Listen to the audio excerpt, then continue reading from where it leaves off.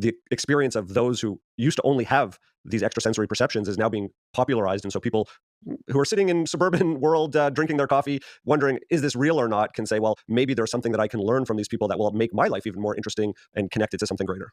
So everybody, I think, has some model of the mind-brain connection. We assume a whole bunch of things. And I think most of the assumptions is that mind equals brain.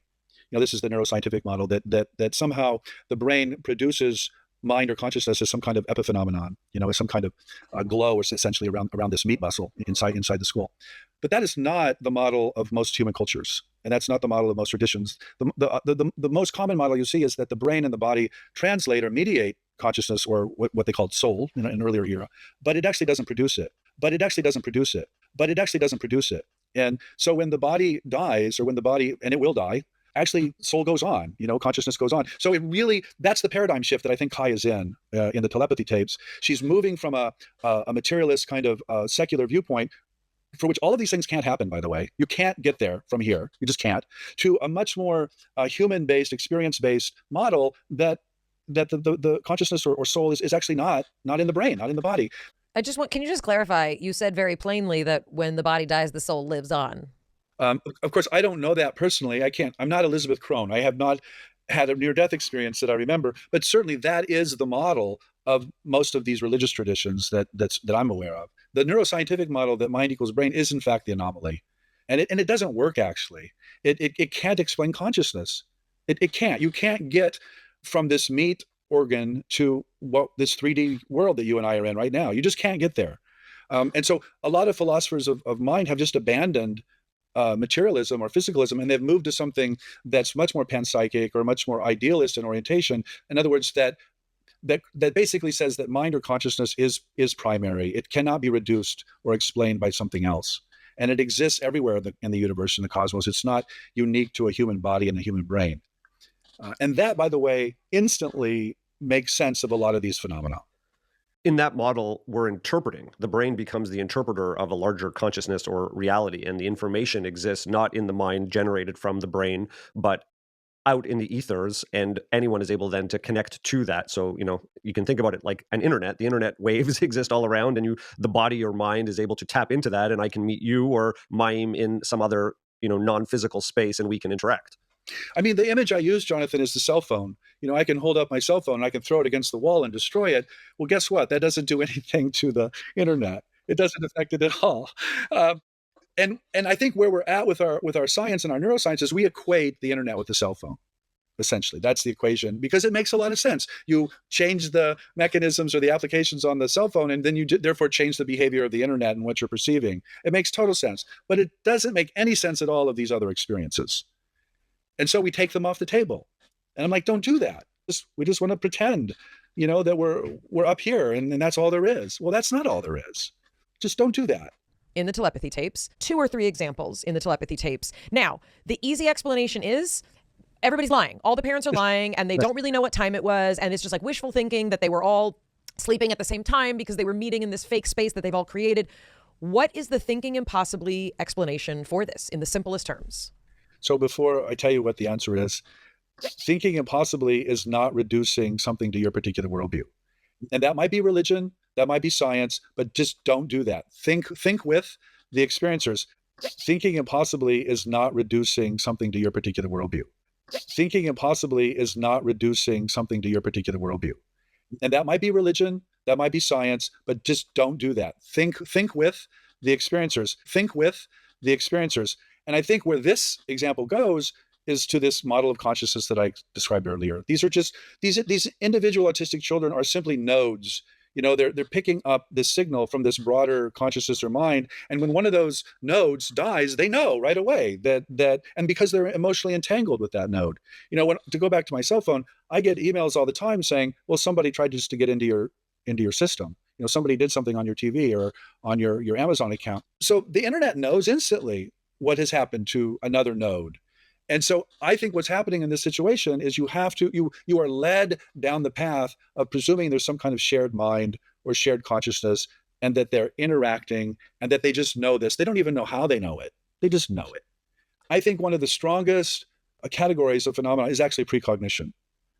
In other words, somebody knowing in perfect detail what's going to happen 24 hours or 3 weeks or 3 years out, and often down to banal details like who's in the office and where they're standing and et cetera. Thinking impossibly basically asks the question, well, what does time have to be like? What does space-time have to be like to make that experience possible? Because obviously the experience happens all the time. So it does not begin with the skeptical answer of people are wishing this or it's coincidence, because that stops the conversation. It does not begin with the skeptical answer of people are wishing this or it's coincidence, because that stops the conversation. It stops it right there. And you land on a kind of materialist or physicalist answer where future hasn't yet happened. I think where we go with precognition is that the future has already happened, and that there's some kind of retrocausal or some kind of influence from the future back into the present that these people are picking up on, usually in dreams, by the way. And the practical application for anyone who's listening that says, maybe I've had that sense. Maybe when I'm thinking about someone, it may be because there's information available or we're entangled in some way.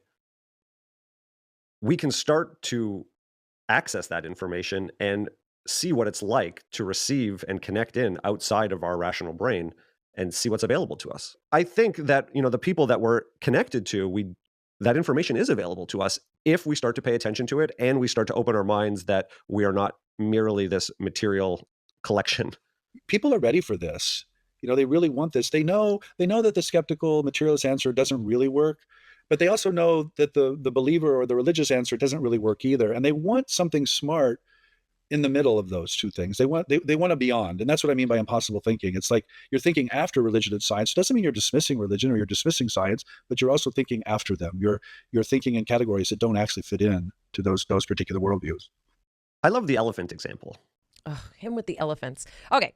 So the elephant example is about animal, kind of awareness.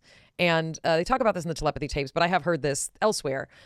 There was a group of elephants that were, I believe, rescued by a gentleman, and they lived on this happy elephant place. And when he died, it was a nature preserve, happy elephant place. And when he died, these elephants on that day, they came back. They from all around. 2 days of travel. They traveled for days to come back to the place that he was. And as the story goes, every year, the exact same day, they do this. They're not getting iCal notifications to say that it's that time of year again, we better make the trek. However, animals do, just in science's defense, animals do know about seasons. Birds migrate, whales migrate. Animals. We haven't believed that they know the day of the week and the day of the year. I mean, what the elephant story suggests is that consciousness is not restricted to the human being. But that's where we're taking this. We're taking this that this could also happen to humans, that people can sense. Again, I'm trying to have you frame it for me. Yes, and it's suggesting that not only can that happen, but then for years forward, they have a sense of time and that these markers of these significant events maintain and that the energy is available and they're tracking that. Like that to me is the most magical part of it. Well, I hear you. And I think you're right. I mean, pet owners. Let's not go to elephants, which most of us don't have any connection to. Let's go to dogs. I mean, if you talk to most people who live with a dog, they know darn well that there's some kind of communication that goes on that is not explicable, in ordinary terms. And Rupert Sheldrake, to kind of refer to one of the scientists in the telepathy tapes. I mean, he wrote a whole study on dogs who knew when their owners, as we call them, was going to return. And they would do so randomly. And he had a camera placed in the house, and he was telling the person what to do. And so, again, I think these abilities are not just human. And I don't think that's a surprise. I mean, it doesn't have to be a surprise to something like evolutionary biology that animals have capacities that humans don't. And maybe we once had these telepathic capacities in a pretty obvious and unproblematic way. And then we developed language and books and podcasts and these things withered away because we don't need them anymore. I can definitely see a worldview or an anthropology where something like telepathy is really common. Jeffrey, what you said is that potentially it's not needed anymore. And my position is that by reintroducing it, we actually have the capacity and capability for a much more engaged, magical experience here on Earth, potentially being guided by intuition with an increase in synchronicity, and that the paths of our lives, both financially and socially and from a physical health perspective can be dramatically increased by reaccessing these parts of ourselves that very well may be inherent to us as human beings. Obviously, I think that's correct. I mean, I'm just trying to articulate the modern secular scientific culture and why this is rejected for understandable reasons, and why these abilities might have become less. I'll give you a simple example. In the humanities, we talk a lot about the buffered self. And one of the assumptions is that the self is way more buffered in 2025 than it was in 1425. What does buffered mean? Well, thick, protected. We're more shut off from the environment today than we were 600 years ago. And so our ancestors might very well have been much more porous and much more capable of these kind of communications, but also more haunted and a lot more entities, a lot more deities, a lot more demons in the environment. We might have shut those off for good reason, is what I'm trying to say. It's not that I'm suggesting we go back to 1425. I don't want to go back to 1425. But I think we did. And you're a white male. But I still don't want to go back. I mean, it's not pretty. Maybe we have lost something and gained something at the same time, is what I'm trying to say. I like this idea, though, that you bring up, because for me, it speaks to that there's a skill set that we don't have. Meaning, if you go back into these realms and you say, I want more intuitive capability, that it can come with being pulled in certain ways or not knowing how to manage that information, and that we haven't been taught as we've become buffered from these senses. We haven't really been taught how to manage them. There's a moral impulse here as well. And that is when people experience these realms or these dimensions, they feel shut down. They feel silenced. They feel shamed. And so someone in my position is simply authorizing people to speak what actually happened to them. And there's a kind of healing component to this that I really want to emphasize. I think people have these experiences and they want to talk about them, as you keep saying. That's about healing. And if these experiences are largely because of trauma and suffering, there's a healing component built into them. They want to be healthier. They want to be better, as it were. I was going to ask, just as we come to the end of our time with you, you talk about, trauma as a potential opening place. And you talk about even those on the spectrum, having access to other things. Is there a component of these kinds of challenges that we can see as a sort of superpower and an opening into not just thinking impossibly, but to experiencing things impossibly? I mean, obviously, I think that. Obviously, I mean, look, there's a superhero right there. I love the superheroes because they're one of the few models we have in this culture in which the human is something more than human.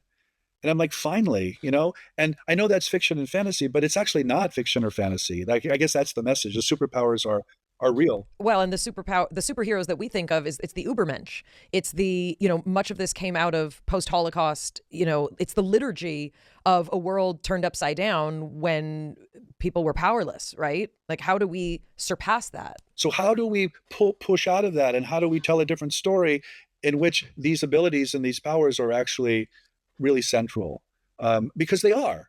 We're so appreciative for your writing and your scholarship and for helping us, learn a new way to think. It's very helpful because when I say to people but people are reporting it, that means it's true and it exists. I don't really know how to respond. And I feel like you've given us a really good way to sort of frame it and to continue to be curious and to continue to give value to people's experience so that we can learn more about it and not less. Yeah, that's the keep it on the table. That's the goal, in a single phrase. Keep it on the table. Don't shove it off. Mm-hmm. Thank you so much for being here. We really appreciate it. Thank you. Thanks for having me. What I think is most compelling is how he really wasn't deeply affected, blown away, or terrified by anything in the telepathy tapes. I was kind of like goosebumps the whole time and what's happening and what's going on. And this is literally just like a day at the office. And the stories that he tells in his books are absolutely unbelievable. The detail, the authenticity, especially of the precognitive experiences that people describe to him, they're phenomenal. And just so grateful that he came to talk to us today. I like one point that you made, which was, could all these people just be making it up? And what I appreciate about Jeffrey's perspective is he's looking back at history for thousands of years and saying, what has the human narrative been? Is it really possible that all of these are outliers? Or is there some pattern here that we really need to take account of and help integrate into our modern view of reality and the human experience? And what Jeffrey also talks about is that once you're questioning sort of the nature of reality itself, you are able then to open up a lot more understanding into experiences that we cannot measure. And it is that ability to think impossibly that allows us to learn a lot more, rather than to be able to say, I'm not going to entertain this, I'm not going to go there, it's fake, which, as he said, it's a distancing from what a lot of us are afraid of. So It couldn't be said better.